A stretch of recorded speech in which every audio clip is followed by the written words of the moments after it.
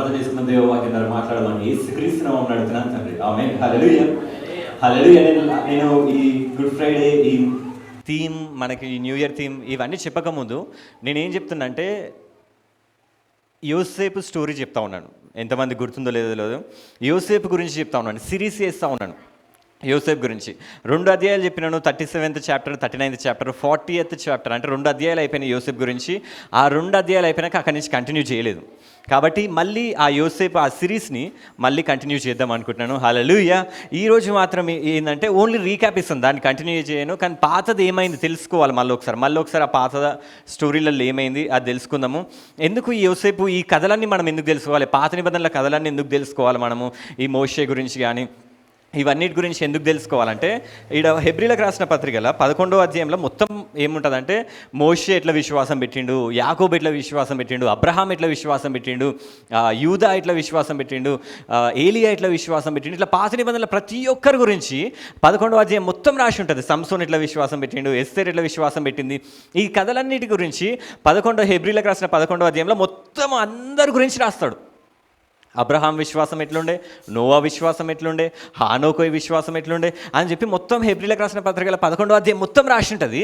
12వ అధ్యాయంలో ఇవన్నీ ఎందుకు చెప్తుండు పౌలు, అవన్నీ స్టోరీస్ అన్నీ మళ్ళీ ఎందుకు తీసుకొస్తుండు, అబ్రహాం ఏం చేసిండు, నోవా ఏం చేసిండు, ఇవన్నీ మనకి మళ్ళీ ఎందుకు చెప్తుండ అంటే ఏం రాసిందంటే అదే చెప్తుండు. దేర్ఫోర్ ఇంత గొప్ప సాక్షి సమూహము మేఘము వలె మనల్ని ఆవరించి ఉన్నందున. హల్లెలూయా. హల్లెలూయా. ఎంత గొప్ప సాక్షి సమూహం అంట. వీళ్ళందరూ ఎవరంటే సాక్షులంట. హల్లెలూయా. మోషే ఈ కథలన్నీ కూడా మనకి మేఘము వలె ఎట్లున్నారంట, ఆవరించి ఉన్నందున. హల్లెలూయా. మనకి మోషే ఒక దిక్కు, దానియేలు ఒక దిక్కు, ఏలియా ఒక దిక్కు, వీళ్ళందరూ ఒక మేఘం వలె మనల్ని ఆవరించి ఉన్నారంట. మనకి బైబుల్లో ఈ పాత నిబంధనలో ఉన్న స్టోరీస్ అన్నీ కూడా ఒక మేఘం వలె మనల్ని ఆవరించుకొని ఉండాలంట. హల్లెలూయా. మనకి శ్రమ రాగానే కళ్ళు మూసుకోగానే ఈ మేఘంలోకి వెళ్ళి దానియేలు కథ గుర్తు రావాలి, ఈ మేఘంలోకి వెళ్ళి మోషే కథ గుర్తు రావాలి, ఈ మేఘంలోకి వెళ్ళి ఏలియా కథ గుర్తు రావాలి. అట్లా గుర్తొస్తూ ఉంటే ఆ శ్రమ నుంచి విడుదల మనకు వస్తూ ఉంటుందంట. హల్లెలూయా. అందుకోసం ఈ పాత నిబంధన కథలన్నీ ఎందుకున్నాయి అంటే వీళ్ళంతా మేఘం వల్లే ఉండరంట, మన చుట్టూ ఉండరంట. మనకు ఒకవేళ కొన్ని శ్రమలు వచ్చినాయి అనుకో, ఎస్తేర్ లాంటి శ్రమలు వచ్చినాయి అనుకో, దేవా ఎస్తేర్కి ఎట్లయితే తోడై ఉన్నావు నాకు కూడా అట్లనే తోడై ఉంటావు అని చెప్పి మనకు విశ్వాసం రావడానికంట ఈ కథలన్నీ మన చుట్టూనే అంట. హల్లెలూయా. యోసేపు కథ కూడా మనం ఎందుకు తెలుసుకుంటున్నామంటే మనకి విశ్వాసం పెరగడానికి. ఏం పెరగడానికి? ఇప్పుడు దాకా పాట పాడుకున్నాం. ఏం పాట పాడుకున్నాం? రాకడ సమయంలో కడబూర శబ్దంతో యేసుని చేరుకునే విశ్వాసం నీకుందా? హల్లెలూయా. ఏముందంట నీకు? ఎవరిని ఎదుర్కోవడానికి? యేసుక్రీస్తుని చేరుకునే విశ్వాసం నీకుందా అని చెప్పి ఒక పాటలో మనం అంటా ఉన్నాం. హల్లెలూయా. ఆ విశ్వాసం ఎట్లా వస్తుంది అంటే ఈ స్టోరీస్ అన్నీ చూస్తూ ఉన్నాం అనుకో, మనకు కొన్నిసార్లు శ్రమలు వచ్చినప్పుడు మనము కృంగిపోతూ ఉంటాం. అది నా జీవితంలో ఎందుకు విశ్వాసం రాదంత ఈజీగా, నా జీవితంలో ఎందుకు ఇట్లా అవుతుంది, నాకే ఎందుకు ఇట్లా అవుతుంది. అప్పుడు ఏం చేయాలంటే మన చుట్టూ ఒక మేఘం ఉందంట. ఏముంది మన చుట్టూ? సాక్షి సమూహం అనే ఒక మేఘం ఉందంట. హల్లెలూయా. హల్లెలూయా. మనం ఎప్పుడైతే ఆ మేఘంని చూడాలంటే ఏం చేయాలంటే ఈ బైబిల్ ఓపెన్ చేయాలి. ఈ బైబిల్ ఓపెన్ చేసి ఒక స్టోరీ చదవాలి. యోసేపుకి దేవుడు ఎట్లా తోడై ఉండో చూడాలి, దానియేలుకి దేవుడు ఎట్లా తోడై ఉండో చూడాలి, ఏలియాకి ఎట్లా తోడై ఉండో. ఇవి చూస్తూ ఉంటే ఏమవుతుందంటే మన విశ్వాసం పెరుగుతుంది, శ్రమల నుంచి మనం బయటకు వస్తామంట. హల్లెలూయా. హల్లెలూయా. అంటే యోసేపు స్టోరీ తెలుసుకోవడం వల్ల ఏమవుతుందంటే ఎవరిని మనం తెలుసుకుంటామంటే మనము కూడా ప్రతి భారమును, మనకెన్నో భారాలు ఉంటాయి. హల్లెలూయా. ప్రతి భారమును సులువుగా చిక్కులు పెట్టు పాపమును విడిచిపెట్టి విశ్వాసమునకు కర్తయు. హల్లెలూయా. విశ్వాసమున కర్త ఎవరంట? యేసుక్రీస్తు. కర్త అంటే ఎవరు? Starting point. కర్త అంటే క్రియేట్ చేసేటోడు కర్త అంటే. హల్లెలూయా. ఆయన నుంచే వస్తుందని విశ్వాసం. నువ్వు ఎప్పుడైతే ఈ సాక్షులందరూ కూడా ఎవరి గురించి సాక్ష్యం ఇస్తారంటే యేసుక్రీస్తు గురించి సాక్ష్యం ఇస్తారంట. హల్లెలూయా. వీళ్ళ స్టోరీస్ చదివినప్పుడు నీకు యోసేపు గురించి కాదు నువ్వు తెలుసుకునేది, కానీ ఆ విశ్వాసంకు కర్త అయిన యేసుక్రీస్తు గురించి తెలుసుకుంటావంట. హల్లెలూయా. హల్లెలూయా. వీళ్ళందరూ సాక్ష్యం ఇస్తున్నారు ఎవరి కోసం అంటే యేసుక్రీస్తు ప్రభు కోసం అంట. నువ్వు ఎప్పుడైతే వీళ్ళని చదువుతూ ఉంటామంట వీళ్ళ గురించి విశ్వాసంకు కర్తయు. యేసు ప్రభు మనకు విశ్వాసం రావాలంటే మనకు యేసుక్రీస్తు ప్రభు గురించి తెలియాలి. హల్లెలూయా. ఎందుకంటే ఆయననే కర్త అంటే, ఆయన లేకపోతే లేదు విశ్వాసము. కర్త ఎవరు? వేరేటోళ్ళు ఎవరన్నా ఉండరా? లేరు. యేసుక్రీస్తు కర్త కాబట్టి ఆయన దగ్గర నుంచే విశ్వాసం వస్తుంది. కాబట్టి నువ్వు ఆయనను చూసినప్పుడే మనకు విశ్వాసం వస్తుందంట. దానిని కొనసాగించువాడు నాయన. హల్లెలూయా. చాలా మందికి విశ్వాసం ఉంటుంది, స్టార్టింగ్లో విశ్వాసం ఉంటుంది, కానీ కొనసాగుతారా వాళ్ళు? ఈరోజు సండే రోజు ప్రార్థన చేసినప్పుడు విశ్వాసం ఉంటుంది, మండే అదే విశ్వాసం ఉంటుందా? ఉంటుందా?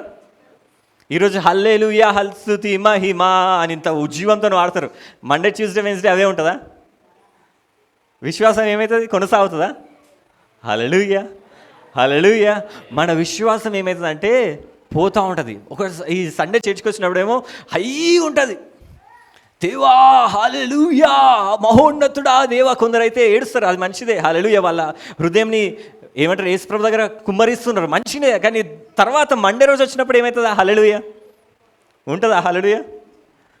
విశ్వాసం ఏదైతే కొనసాగుతుందా? కర్త ఓకే క్రియేట్ అయింది, విశ్వాసం మంచిగా ఉంది, కానీ కొనసాగించడానికి కూడా ఆ యేసుక్రీస్తు ప్రభే కావాలంట. హల్లెలూయా హల్లెలూయా. కాబట్టి మనం ఏం చేయాలంటే రోజు రోజు కూడా నీ విశ్వాసం ఎప్పుడైతే నీకు పడిపోతుంది అనిపిస్తుందో, ఎప్పుడైతే నీ శ్రమలు నీకంటే ఎక్కువగా అనిపిస్తాయో అప్పుడు ఏం చేయాలంటే ఈ బైబిల్ చూడాలి. అప్పుడు అర్థమైపోవాలి మీకు ఏంటంటే, నేను ఇంత భయపడుతున్నా, నేను ఇంత నాకు భయం అయిపోతుంది, ఇంత నేను కృంగిపోతున్నా అంటే నాకేం లేదు, విశ్వాసం లేదు. ఇప్పుడు నాకు విశ్వాసం కావాలి. విశ్వాసం ఎక్కడి నుంచి వస్తుంది?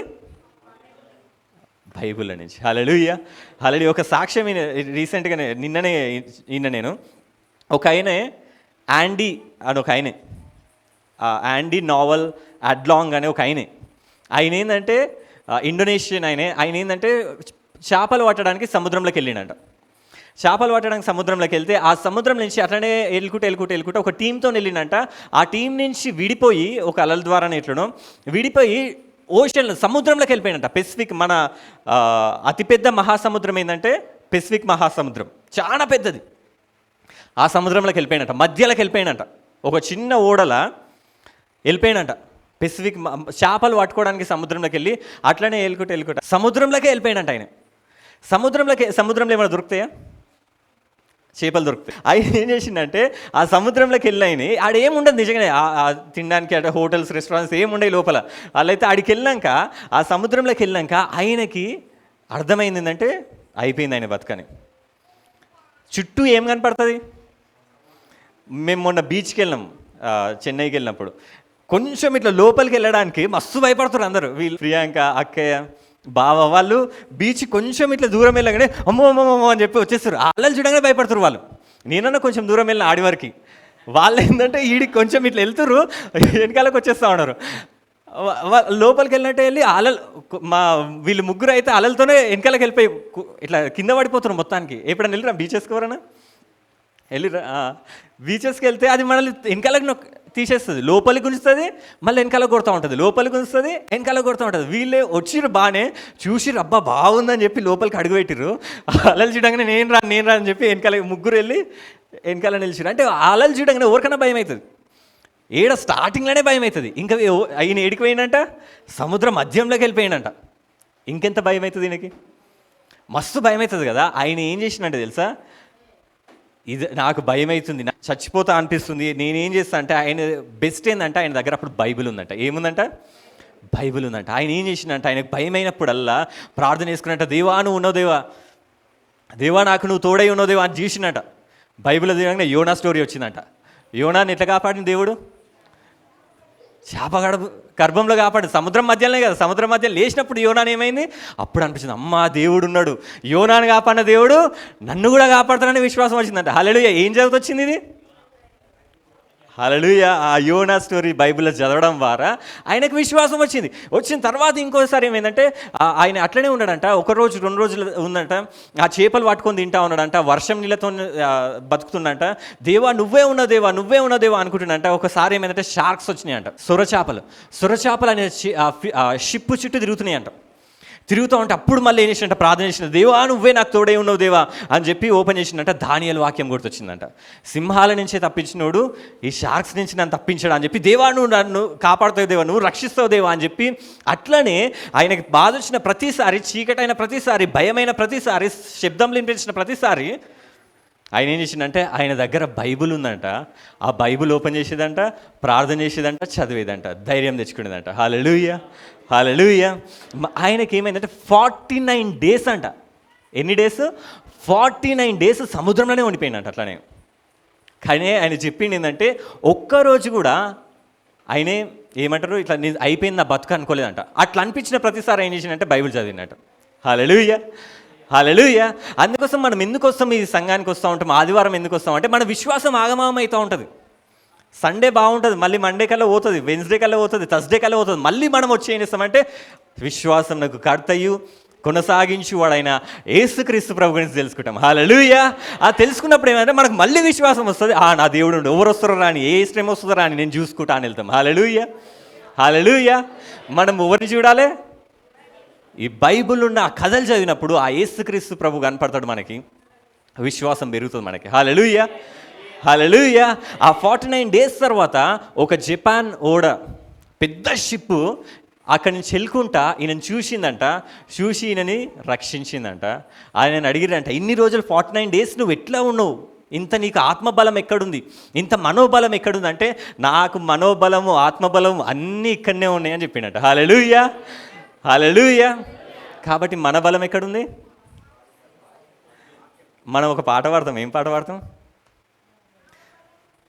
హల్లెలూయా. నా బలమంతా నీవేనయ్యా, నా బలమంతా నీవేనయ్యా, నా బలమంతా నీవేనయ్యా.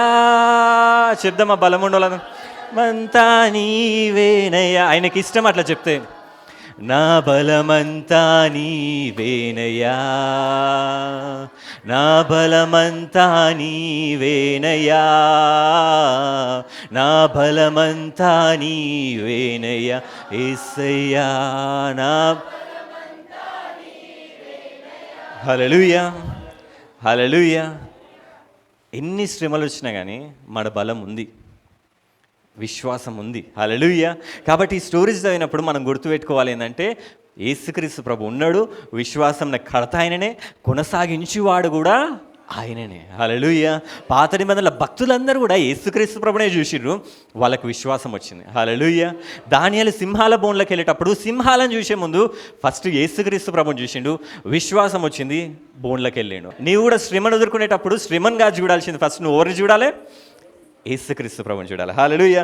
మనకి యోసేపు స్టోరీ చూసుకుంటే, యోసేపు స్టోరీ మనం ఫాస్ట్గా వెళ్ళిపోతాను, నేను టైం కూడా తక్కువ ఉంది కాబట్టి నెక్స్ట్ వీక్ నుంచి మనం స్టోరీలోకి డైరెక్ట్ వెళ్ళిపోదాము. యోసేపు స్టోరీలో ఏమవుతుందంటే, యోసేపు 10 మంది తర్వాత పుడతాడు. 11వ ఆయనే, తర్వాత 12వ ఆయన బెంజమిన్ తర్వాత పుడతాడు. ఆయన పుట్టక ముందు ఏమవుతుందంటే, ఈ 10 మంది అన్నలు యోసేపుని హేట్ చేస్తారు, ద్వేషిస్తారు. ఎందుకు ద్వేషిస్తారంటే, యాకోబుకి ఆయన ప్రేమించిన రాహేల్కి పుట్టిన కొడుకు ఎవరు? యోసేపు. వృద్ధాప్యమందు పుట్టిండు, ముసలితనమందు పుట్టిండు కాబట్టి, ఆ టైంలో కొడుకు పుట్టిండు కాబట్టి యోసేపుని అందరికంటే ఎక్కువ ప్రేమించిండంట యాకోబు. ఇట్లా ప్రేమించడం వల్ల ఏమైందంటే, అన్నలందరూ కూడా ఏం చేసిరంటే, బైబిల్లో రాసింది, వాళ్ళందరూ ద్వేషించిరంట.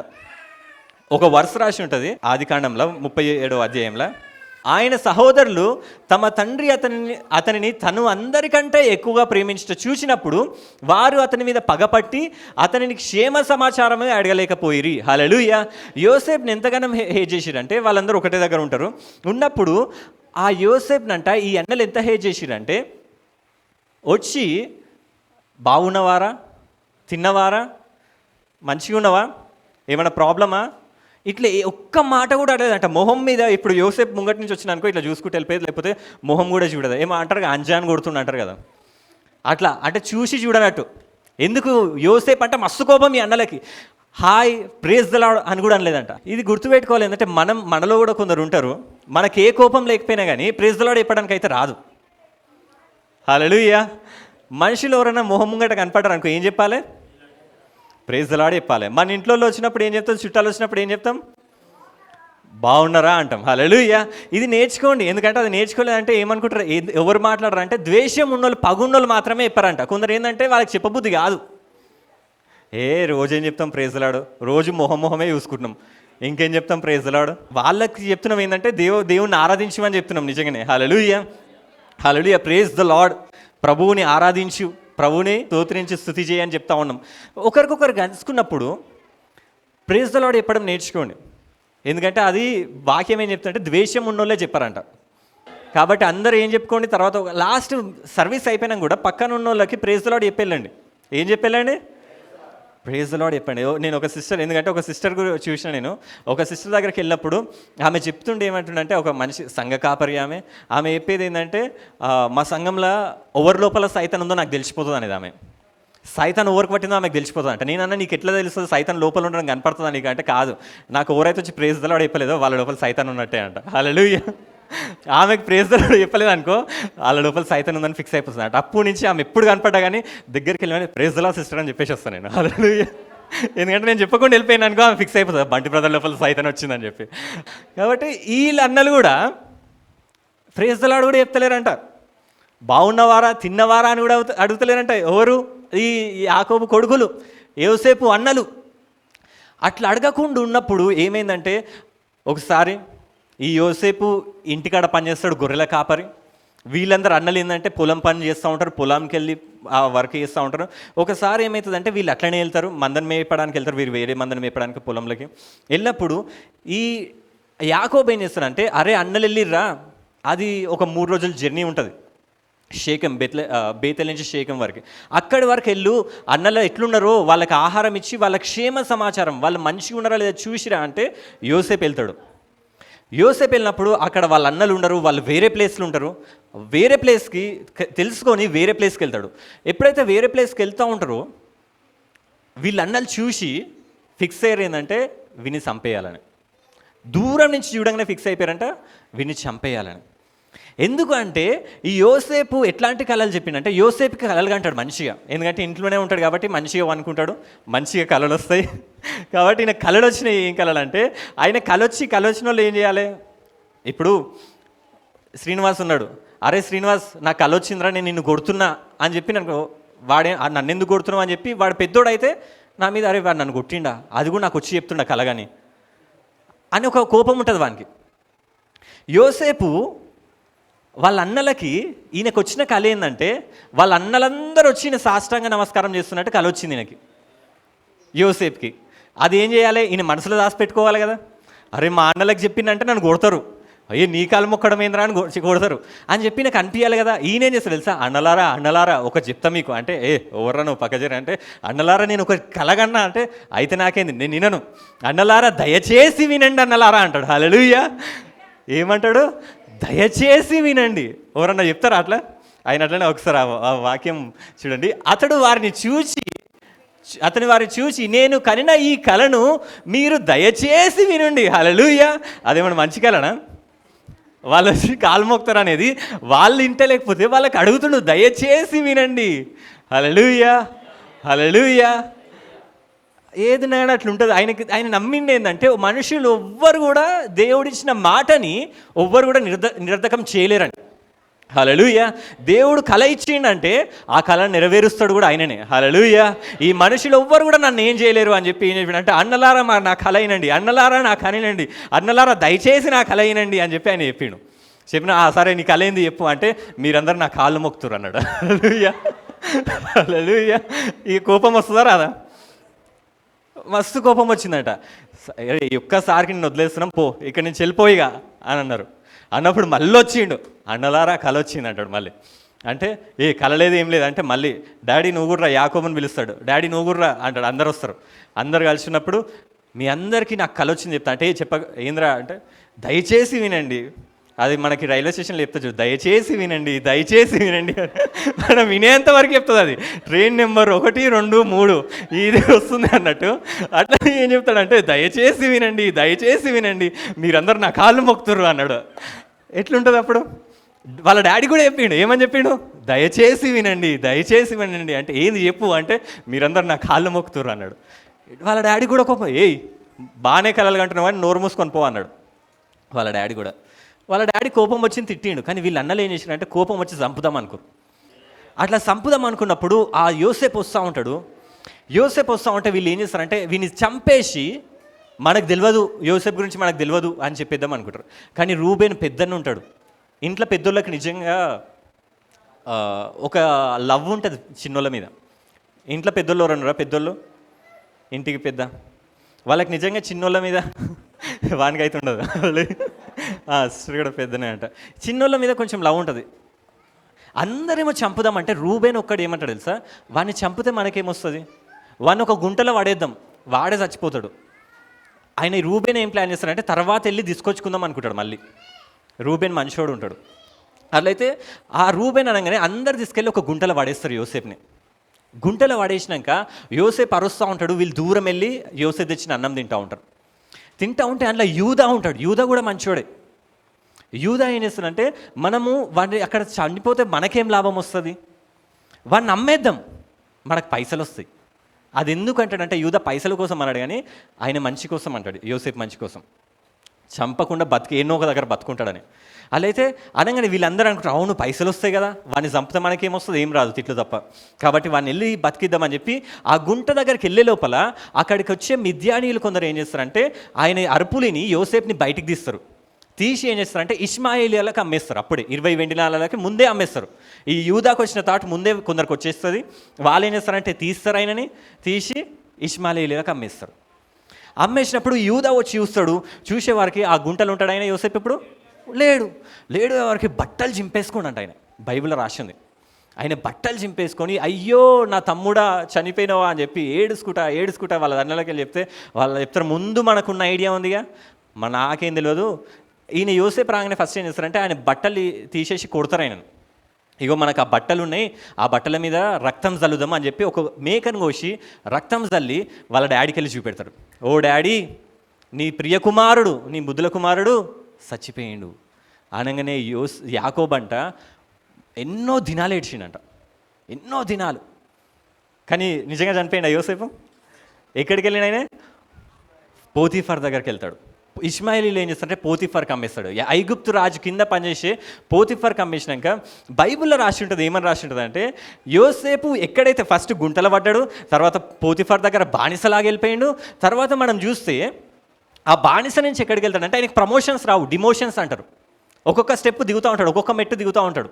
ఆయనకు వచ్చిన కళ ఏంది? ఓవర్ మొక్తారని ఉంది, అన్నలు ఇంకా తండ్రి కాలు మొక్కాలి. కానీ ఈయన ఎక్కడికి వెళ్తుండు? ఈయన అందరి కాళ్ళు మొక్క దగ్గరికి వెళ్తుండు. బానిస అంటే కాళ్ళు గడగాలి, అన్నీ చేయాలి. ఈయన ఆ పనులు చేస్తూ ఉన్నాడు వేరే దేశంలో. కానీ బైబిల్ ఏం చెప్తుంది తెలుసా? యోసేపు అంట ఎప్పుడు కూడా నేను ఫస్ట్లో ఒక స్టోరీ చెప్పిన కదా, ఆయనే సముద్రంలో ఉన్నప్పుడు ఎప్పుడన్నా ఆయన విశ్వాసం కోల్పోయిందా? ఆయనకి ఏముంది ఆయన దగ్గర? ఈ యోసేపు కూడా అంట ఒక్కొక్క మెట్టు దిగుతుండు. అయినా కూడా నమ్మింది ఏంటంటే, నాకు మాట ఇచ్చిన దేవుడు నమ్మదగిన వాడు, ఆయన ప్రతి ఒక్క కళని నెరవేరుస్తాడు. ఏదో ఒక రోజు వస్తుంది, ఆ రోజు ఈ అన్నలు ఈ డాడీ నా కాళ్ళు మొక్కుతారు. హల్లెలూయా, నేనేదో ఒక రోజు ఉన్నత స్థాయిలో ఉంటా అని చెప్పి ఆయనే అప్పుడు కూడా నమ్మిండంట. హల్లెలూయా. మీకు ఆ విశ్వాసం ఉందా? మండే, ట్యూస్డే, వెన్స్డే అదే విశ్వాసం ఉంటుందా మీకు? ఉన్నదా? మీకేమైనా విశ్వాసం లేదనుకో, ఏం చూడాలా మీరు? ఆయనకి ఏం చూసిందంటే, ఆయనకు అప్పుడు బైబిల్ లేదు కానీ ఆయనకు తెలిసిన ఆ కథలన్నీ కూడా, ఆదాం గురించి అవన్నీ కథలు తెలుసుకుంటా, ఆయనకు వచ్చిన కళల్ని ఆధారం చేసుకొని ఆయన ముందుకు సాగిపోతూనే ఉండంట. హల్లెలూయా. ఆయన ఎక్కడ కూడా దేవుణ్ణి ఏమనలేదంట, దేవా నాకు ఎందుకు ఇచ్చినావు అని. ఆ పోతీఫర్ ఇంట్లో ఏమవుతుందంటే, పోతీఫర్ చూస్తాడు ఏంటంటే దేవుడు ఈయనకి తోడై ఉన్నాడని తెలుసుకొని పోతీఫర్ ఏం చేస్తాడంటే ఆయనకున్న ప్రతి ఒక్క దాని మీద అధికారం యోసేపుకి ఇచ్చినట్ట. అట్లా ఇచ్చిన అంత మంచిగా ఉంటుంది, బానిసలా ఉన్న అట్లా మంచిగా ఉంటుంది. కానీ తర్వాత పోతీఫర్ వాళ్ళ భార్య ఏం చేస్తుందంటే ఈయన మీద ఒక ఇష్టం పెంచుకొని ఈయనతో అంటే మన ఇద్దరం అక్రమ సంబంధం మెయింటైన్ చేద్దామంటే ఈయన ఒప్పుకోడు. అప్పుడు ఏం చేస్తుందంటే ఈయన మీద ఒక అబద్ధపు నిందేసి ఆ బానిసలా ఉన్న ఆయనని ఇప్పుడు ఏం చేస్తుందంటే చెరసాలలో వేస్తుంది. ఎట్లాంటి బందీ అంటే అది డ్రైనేజీలు వెళ్తూ ఉంటాయి. రాజుకు ద్రోహం చేసిన వాళ్ళు అంటే అతి ఘోర పాపం అప్పుడు ఆ దేశంలో, అంత ఘోర పాపం చేసినట్టు ఈయన ఏం చేసిన అంటే అట్లాంటి స్టేజ్లో అంటే డ్రైనేజ్ వెళ్తూ ఉంటే అక్కడనే తినాలి, అక్కడనే అనుకోవాలి. అట్లాంటి బందీలా చీకటిలా ఈయనని బంధించేసారంట. ఎవరిని? యోసేపుని. ఇప్పుడన్నా కోపం రావాలి కదా ఈయనకి. ఆయన నిజంగా ఎప్పుడు కోపం తెచ్చుకోడు తెలుసా? వాళ్ళ భార్య అన్నప్పుడు కూడా, పోతీఫర్ వాళ్ళ భార్య అన్నప్పుడు ఈయన ఒక మాట అంటాడు. ఏమంటాడంటే ఆదికాండంలో, అతని భార్య ఏంటంటే, నీవు తప్ప మరి దేనిని నాకు అప్పగింపకే ఉండలేదు, కాబట్టి నేను ఎట్లు ఇంత ఘోరమైన దుష్కార్యం చేసి దేవునికి విరోధంగా పాపము కట్టుకొందునని తన యజమానుని భార్యతో చెప్పాను. అప్పుడు కూడా ఆయన ఏం చేస్తున్నంటే ఎన్ని శ్రమలు వచ్చి కానీ ఆ దేవుణ్ణే చూస్తున్నట్ట. హల్లెలూయా. ఆయనకి శ్రమలు వచ్చినాయి, ఇన్ని శ్రమలు వస్తున్నాయి, నేను దేవుడిని వదిలేస్తా, ఈ దేవుడి దగ్గర నాకు ఏం ఆన్సర్ వస్తలేదు అని వదిలేలేదంట. ఆ దేవుడు ఉన్నాడు, ఆ దేవుడు నన్ను విడుదలిస్తాడు, ఆ దేవునికి విరోధంగా నేను ఏ తప్పు చేయను. ఆయన ఏది చెప్పిండో అది జరుగుతుంది. ఆయన మాట సత్యము. ఆయన వాగ్దానం ఇచ్చిందంటే అది నమ్మదగిన వాడు, అది నెరవేర్చేవాడు ఆయన. హల్లెలూయా. మన వాగ్దానాలు మనకు ఎంతమందికి తెలుసు? నిజంగా ఎవరు నమ్మరు తెలుసా వాగ్దానాల్ని? అది జరుగుతుందని నమ్మనోళ్ళు వాగ్దానాన్ని మర్చిపోతారు. నిజంగా ఇది ట్రూ. ఇది మీకు వాగ్దానం మర్చిపోయారు, వాగ్దానం గుర్తులేదంటే దాని అర్థం ఏంటంటే అది జరుగుతుందని మీరు నమ్మతలేరు. హల్లెలూయా, హల్లెలూయా. నేను మీకు 10 లక్షలు మనీ ఇస్తా అన్న అనుకోండి, ఒక 2 నెలల తర్వాత 10 లక్షల తర్వాత 10 లక్షలు మనీ ఇస్తాను అని ఏదో ఒక మాట చెప్పినాను. లేకపోతే ఈ 2 నెలల లోపు మీకు 10 లక్షలు మనీ ఇస్తా అని చెప్పినాను. అప్పుడు మీరు నేను కలిసినప్పుడు ఏమడుగుతారు? మర్చిపోతారా? నైట్ కూడా 10 లక్షలు 10 లక్షలు 10 లక్షలు 10 లక్షలు ఇదే కలవరిస్తూ ఉంటాం. మర్చిపోతామా? అదే ₹1,00,00,000 ఇస్తే పనుకోం కూడా పనుకోం, పైసలు ఇచ్చేంత వరకే. హల్లెలూయా. అంటే మన వాగ్దానాలు దేవుడు ఇచ్చిననుకో మనం వాటిని నమ్ముతలేమనుకో. మీరు నన్ను నమ్ముతారు కాబట్టి అడుగుతూ ఉంటారు ఎప్పుడు ఇస్తాడని. ఒకవేళ ఆయన అట్లాంటివి మస్తు చెప్తాను, నేను పిచ్చోను అనుకో, నేను వచ్చి మీకు 10 లక్షలు ₹1,00,00,000 ఇస్తాను అనుకో, మీరు నమ్ముతారా? నేను పిచ్చాను అంటా ఉన్నా, 10 కోట్లు ఇస్తాను, మీరు నమ్ముతారా? నమ్మరు. ఎందుకు? నేను ఇచ్చేంత స్తోమత నాకరా లేదు కాబట్టి. హల్లెలూయా. దేవుని వాగ్దానాలు కూడా మనం ఎందుకు నమ్మమంటే, మనము ఎందుకు మర్చిపోతామంటే అవి నమ్మం కాబట్టి. హల్లెలూయా, హల్లెలూయా. కాబట్టి మీరందరూ వాగ్దానాలు నమ్మాలనా వద్దా? యోసేపు నమ్మిండు, ఒక్కొక్క స్టెప్ పెరుగుతుండా. యాక్చువల్గా దేవుడు ఏమన్నాడు? అందరినీ కాళ్ళు మొక్కుతారని చెప్పిండు. మొక్కినప్పుడు ఒక్కొక్క స్టెప్ పెరగాలి, ఆ కళ నెరవేరాలంటే. కానీ ఒక్కొక్క స్టెప్ దిగుతుండు. ఫస్ట్ బానిస అయిండు, తర్వాత చిరసాలకి వెళ్ళి బందీ అయిండు, ఇట్లాంటి స్టేజ్కి వెళ్ళిపోయినట్ట. కానీ బైబిల్లో రాసింది ఏమని రాసిందంటే, యెహోవా యోసేపునకు తోడై ఉండి అతని యందు కనికరపడి అతని మీద ఆ చిరసాల యొక్క అధిపతికి కటాక్షము కలుగజేసెను. హల్లెలూయా. ఈ అన్ని స్టేజెస్లో దేవుడు ఆయనతోనే ఉన్నాడంట. అతనికి కృప చూపెట్టినని ఉంటుంది బైబిల్లో, కనికర పడ్డడని ఉంది. హల్లెలూయా, హల్లెలూయా. మనం ఎట్లాంటి స్టేజ్లు ఉన్నా కానీ ఆయన కృప మన మీద అత్యధికంగా ఉంటుందంట. హల్లెలూయా. ఆయన కిందికి వెళ్తూ ఉన్నాడు, కానీ దేవుని కృప ఆయన మీద పెరుగుతూ ఉంది. బైబిల్లో రాసి మన బలహీనులు అయినప్పుడే బలవంతులమని. ఎక్కడ పాపం విస్తరిస్తుందో అక్కడ దేవుని కృప అపరిమితంగా విస్తరిస్తుందని. హల్లెలూయా, హల్లెలూయా. కాబట్టి ఆయన ఒక మాట ఇచ్చిండు అనుకో, మీకు ఏదైనా దేవుడు చెప్పిండు అనుకో, ఏదైనా జరుగుతుందని చెప్పిండు అనుకో, ఏదైనా వాగ్దానం ఇచ్చిండు అనుకో, మీరు గుర్తుపెట్టుకోవాలి ఏంటంటే ఇది దేవుడు ఖచ్చితంగా చేస్తాడని. హల్లెలూయా. ఆయన మాటలో జీవం ఉంది. అందుకోసం ద్వితీయోపదేశకాండంలో మనం చూస్తే ఆ వచనం చూసుకుందాం. దీంతో ఏం చేసుకుందాం మనము. ఇలా రాసింది ఏమంటే, ద్వితీయోపదేశకాండంలో మోషే ఇజ్రాయెల్ ప్రజలందరికీ చెప్తుండు, 40 సంవత్సరాలు వాళ్ళంతా అరణ్యంలో తిరిగి వచ్చిన తర్వాత, మీరు బ్రతికి అభివృద్ధి నొంది యెహోవా మీ పితరులతో ప్రమాణం చేసిన దేశంలోకి పోయి దాన్ని స్వాధీనపరచుకున్నట్లు, అంటే కానాను దగ్గరికి వెళ్ళి దాన్ని స్వాధీనపరచుకున్నట్లు నేడు నేను నీకు ఆజ్ఞాపించిన ఆజ్ఞలన్నిటినీ అనుసరించి నడుచుకునవలెను. ఇది చెప్తుండు. తర్వాత ఇంకేం చెప్తాడు? 2వ వచనంలో, మరియు నీవు ఆయన ఆజ్ఞలను గైకొందువో లేదో నిన్ను శోధించి. హల్లెలూయా. నువ్వు ఆయన మాటలు నమ్ముతలే లేదో కూడా కొన్నిసార్లు శోధనలు వస్తాయంట మనకి. ఆయన వాగ్దానం ఇచ్చిండు కరెక్టే, ఆయన గొప్ప చేస్తా అన్నాడు కరెక్టే, ఆయన ఇది ఇస్తా అన్నాడు కరెక్టే, అది ఇస్తా అన్నాడు కరెక్టే. అది నువ్వు నమ్ముతున్నావో లేదో టెస్ట్ చేయడానికి కొన్నిసార్లు శోధనలు వస్తాయంట. శోధించి మీ హృదయంలో ఉన్నది తెలుసుకున్నటకు, అంటే నిజంగా ఆయన మీద మీకు ప్రేమ ఉందా, నిజంగా ఆయన మీరు నమ్ముతుర్రా, నిజంగా ఆయన రక్షకుడు, నిజంగా స్వస్థత ఇస్తాడు అని నమ్ముతురా లేదు తెలుసుకోవడానికి కొన్నిసార్లు శోధనలు వస్తాయంట. నిన్ను అనుచు నిమిత్తము, అంటే గర్వం ఉంటే అనుస్తాడంట, అరణ్యంలో ఈ 40 సంవత్సరములు నీ దేవుడైన యెహోవా నిన్ను నడిపించిన మార్గం అంతటిని జ్ఞాపకము చేసుకును. అవన్నీ 40 సంవత్సరాలు, ఎర్ర సముద్రము, మన్నా, ఇవన్నీ జ్ఞాపకం చేసుకో. ఎందుకు అంటుండంటే ఆహారం, ఇవన్నీ జ్ఞాపకం చేసుకుంటే నీకు ఒకటి అర్థమవుతుంది. ఏమర్థమవుతుంది అంటే, ఆహారము వలనే కాక యెహోవా సెలవిచ్చిన ప్రతి మాట వలన నరులు బ్రతుకుదరని నీకు తెలియజేయుటకు ఆయన నిన్ను అణిచి నీకు ఆకలి కలగజేసి నీవే కానీ పితరులే కానీ ఎన్నడెరగని మన్నాతో నిన్ను పోషించెను. హల్లెలూయా.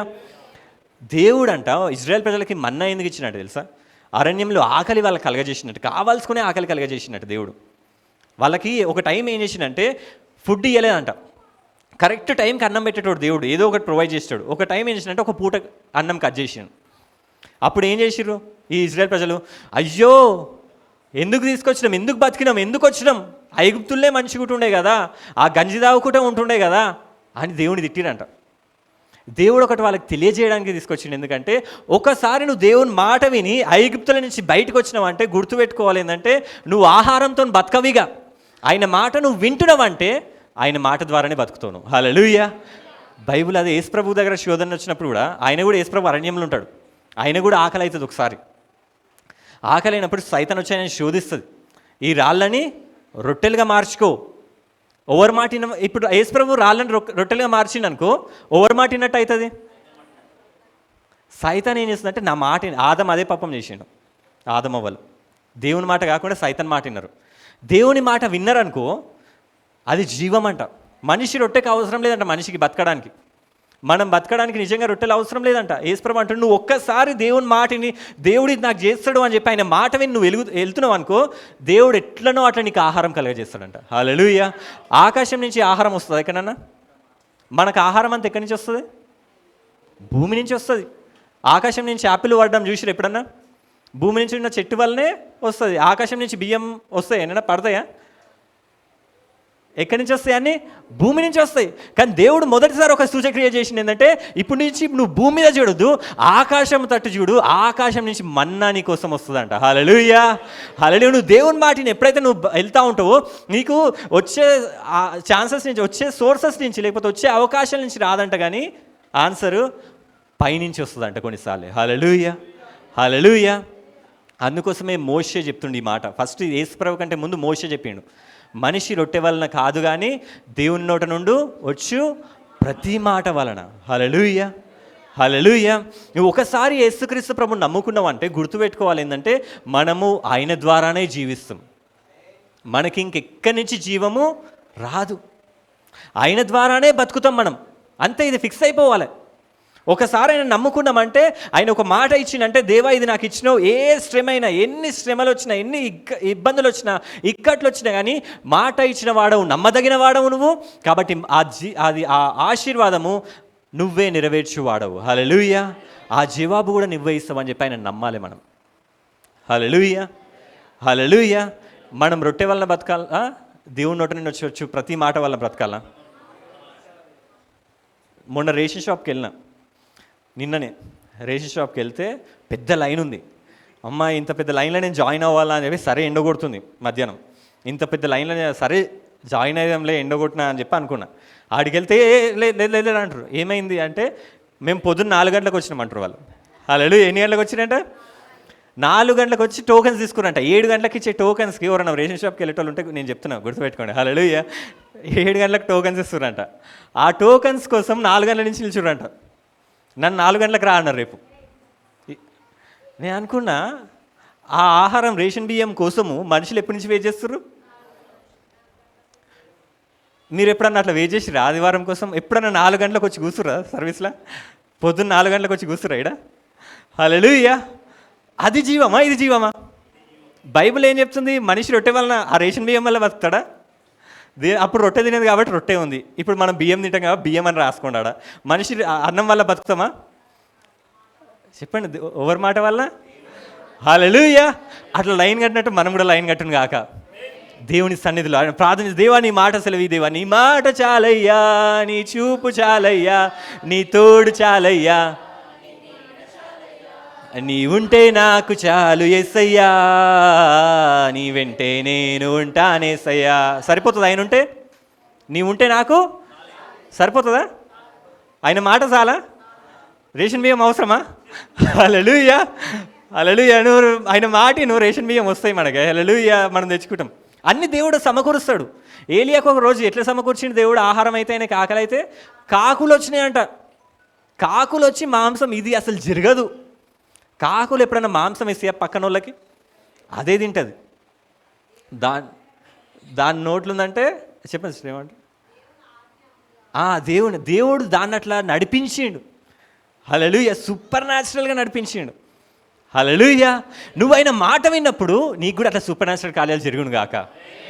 ఈ ఇయర్ వాగ్దానమే సూచక్రియలు జరుగుతాయని, అట్లాంటి సూచక్రియలు మన సంఘంలో జరుగును గాక. ఏలియా అన్నాడు, ఏలియా నువ్వు వెళ్ళు అరణ్యంలోకి వెళ్ళంటే, నోరు మూసుకుండు, దేవుని మాట వల్ల బతుకుతానని చెప్పి వెళ్ళిపోయి ఆడ కూర్చుండు. కాకొచ్చింది, ఆహారం ఇచ్చింది, రొట్టె ఇచ్చింది, మాంసం ఇచ్చింది, మంచిగా అందుకొని తిన్నాడు. ఓవర్ చికెన్ వండుకుర్రో వాళ్ళ దగ్గర నుంచి దొంగతనం చేసుకొచ్చింది కాకి. హల్లెలూయా. ఓవర్ రొట్టె వేసుకురో వాళ్ళ దగ్గర నుంచి దొంగతనం చేసుకొని వచ్చింది కాకి. ఈయన మాత్రం మంచిగా తిన్నాడు. ఎక్కడి నుంచి వస్తుంది? నేను అవసరం లేదు. దేవుని మాట విన్న, దేవుడు చెప్పిండు అరణ్యంలోకి వెళ్ళమని, నేను అరణ్యంలోకి వెళ్ళిపోతా. ఆయన మాట వింటే బతుకుతా అనుకుండు, ఆయన మాట విన్నాడు, బతికిండు. హల్లెలూయా. హల్లెలూయా. మనం కూడా ఈరోజు ఈ లోకంలో ఉన్న వాటి మీద ఆధారపడుతున్నామేమో, అవే జీవం అనుకుంటున్నామేమో. కాదు, ఆయన మాట వల్లనే మనం బతుకుతున్నాం. హల్లెలూయా, హల్లెలూయా. కాబట్టి ఇది గుర్తుపెట్టుకొని, మనం ఎన్ని శ్రమలు వచ్చినా, ఏ బాధ వచ్చినా, అబ్రహాం ఎట్లయితే నమ్మిండో, వీళ్ళందరూ మనకు ఒక చూపెడుతున్నారు, ఒక సాక్షి సమూహం ఇది చూపెడుతున్నారు. అంటే యేసుక్రీస్తు వలనే మనకు విశ్వాసం వస్తుంది, ఆయనలోనే జీవం ఉంది. అందుకోసం యేసుప్రభు అంటూ, నేనే మార్గమును సత్యమును జీవమును. హల్లెలూయా. మనందరికీ ఆ పునరుద్ధాన జీవం వచ్చును గాక. మనం ఎవరి మాట వినాలి? ఆయన ఒక మాట, మీ వాగ్దానాలన్నీ ఇంటికెళ్ళి గుర్తు చేసుకోండి. దేవా, ఈ వాగ్దానం ఇచ్చినవు, నేను నమ్ముతున్నా, నువ్వు మాట ఇచ్చిన వాడవు, నమ్మదగిన వాడవు. హల్లెలూయా. ఎన్ని శ్రమలు వచ్చినా, కొన్నిసార్లు శ్రమలు వస్తాయి, రావని కాదు, శ్రమలు వస్తాయి, ఖచ్చితంగా వస్తాయి. కొన్నిసార్లు మనం యోసేపులాగా కిందికి వెళ్తూ ఉంటాం. యోసేపుకేమో పెద్ద మాట ఇచ్చిండు దేవుడు, నిన్ను పెద్ద చేస్తా, అందరినీ కాళ్ళు మొక్తారు అన్నాడు.